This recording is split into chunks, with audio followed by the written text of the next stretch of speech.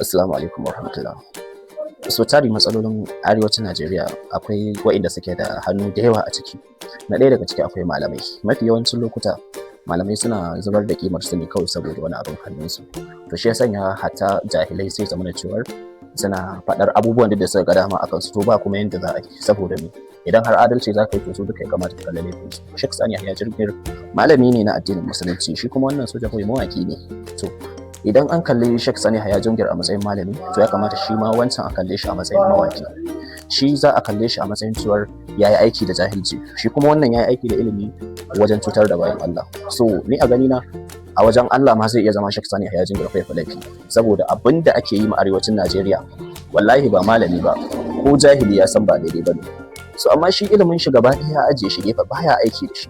Sunan shi malami amma kuma aikin da yake yi na jahilai yake. To me haka?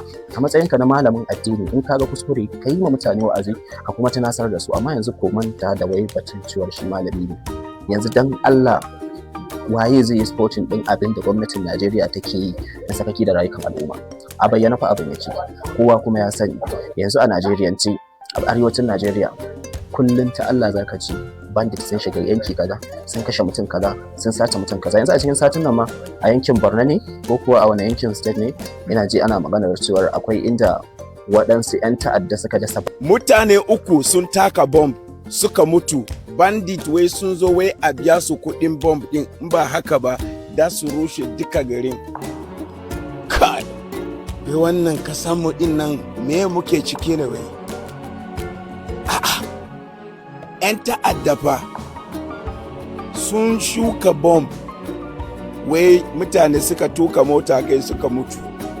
Wai bandit din suka zo garin suka ce wai sai an biya su kuɗin bomb din domin ba so bane aka sama bomb din. Wai wannan Nigerian wai fim ne muke ko me ne muke yi, shi ne har yanzu ban sani ba. Kai arewa gidan mazaje kenan. Bari a baku labari. Ranar Alhamis na wannan satin da ya wuce, an rasa sojoji guda uku tare da captain a wata kasan da ake kiran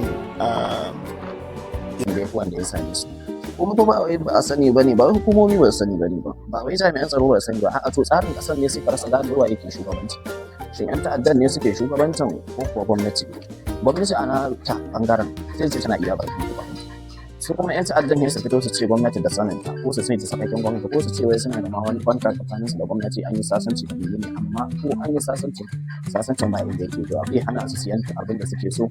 Manoma za ku yi su sa muku tara, kuma za a faso hatsin shi ma sai kun sa sai su sa muku tara. In ba ku biya kuma ku yi ba rayuwa ku ba.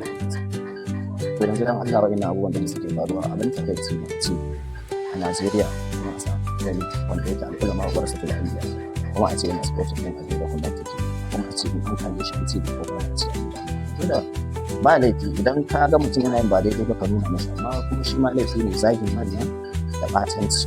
So amma abin da gaskiya shi yake wallahi ko a mizani na shari'a ta addini, wallahi abin da Sheikh Sani yanzu da kake yi wallahi ya musu, wallahi ko yanzu da za a ce masu da Allah ba da su da gaskiya Sheikh Sani saboda abin da yake yi shi so ta bawai ka zo ka dauka iskancin shi da ne yake, amma ai bai sporting din kashe rayuwa ba.